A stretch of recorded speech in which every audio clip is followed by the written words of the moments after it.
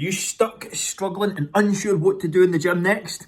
Get the notepad out, hit save on this one and give it a go this week.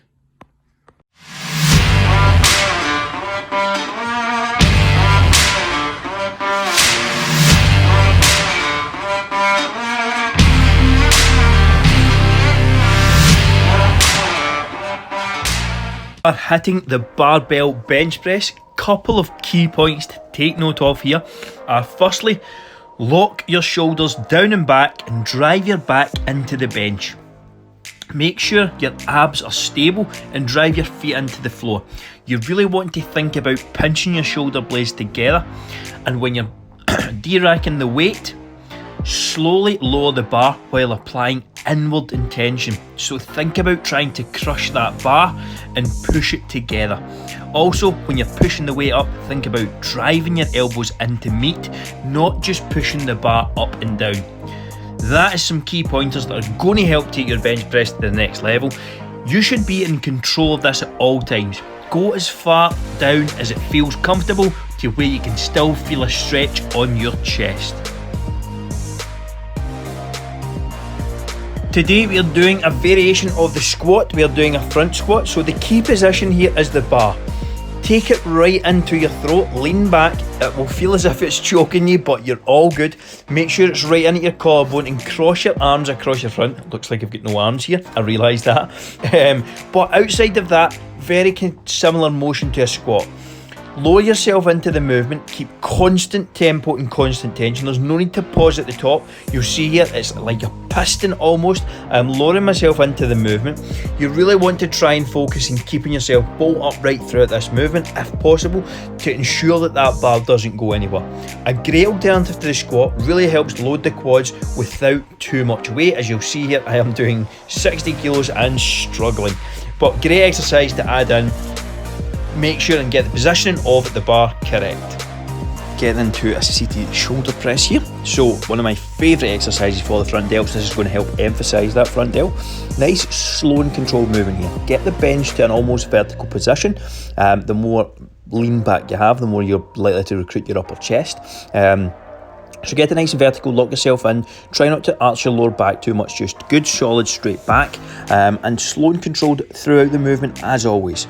Press up, and when you're doing so, focus on driving your elbows together, not the dumbbells. You see I'm not slapping them together at the top or anything. Nice, slow and controlled movement. Good, slow and negative, all the way down at the bottom. Slow and controlled in the positive as well, really squeezing that front delt and trying to get the most out of it. Again, a great cue is try to think about driving your elbows together, not just your hands at the top. Get plenty of depth in the bottom, lighten the weight if you have to do so to get the full range. It's going to be more beneficial in the long run. Hello and welcome to today's tutorial. We are doing a close grip lat pull down. So lock yourself firstly into the machine, make sure your legs are secure underneath the pad and your backside is driven down into that bottom one as well with your feet planted in the floor. From the fully stretched position, think about pulling with your elbows, driving those elbows back towards your hips. That is the goal of the exercise here. Keep your chest up, your head neutral, and really focus on squeezing your back and pulling your elbows as close together and as far back behind you as humanly possible. Stay upright at all times, keep constant tension, and as you see there, get a full stretch at the top. No half reps here, get the V-bar all the way down in towards your chest, but focus on doing that by pulling your elbows behind you.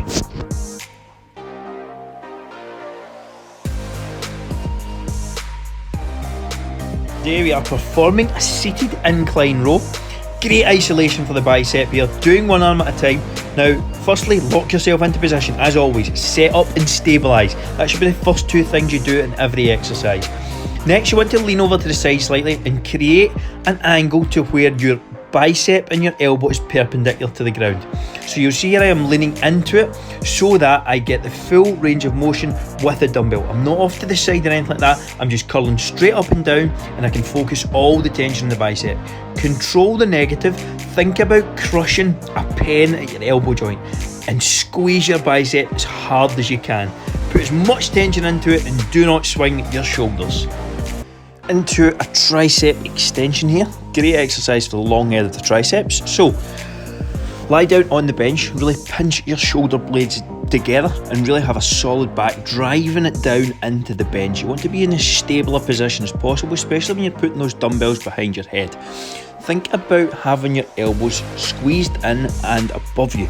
So try and squeeze them together as you're going through the movement.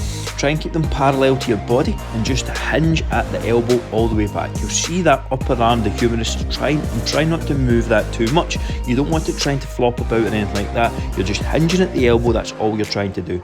Consciously squeeze the triceps as you're doing so and start from a position where you've got tension. So as you'll see here, I'm not coming up to 90 degrees, I'm maybe coming up to like 30 degrees. I started from there, so there's constant tension throughout on the tricep there.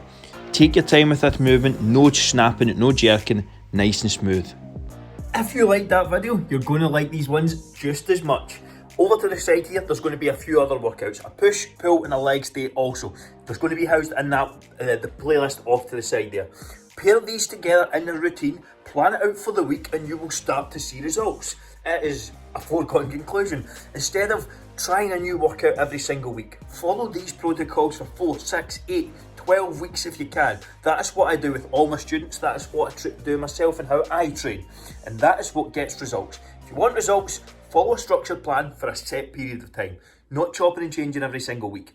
Also, if you haven't done so already, grab your completely free custom meal plan at the link below in the description. And if you want some help from myself and are ready to join our 21-day fat loss challenge, it will also be linked in the description below. And if you haven't done so already, please subscribe for more.